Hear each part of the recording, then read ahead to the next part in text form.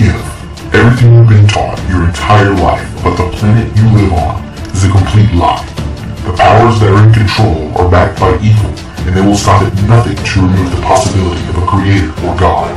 They created the Big Bang and evolution, and if you believe in those two things, then the existence of a God is destroyed. This is not the earth that you live on.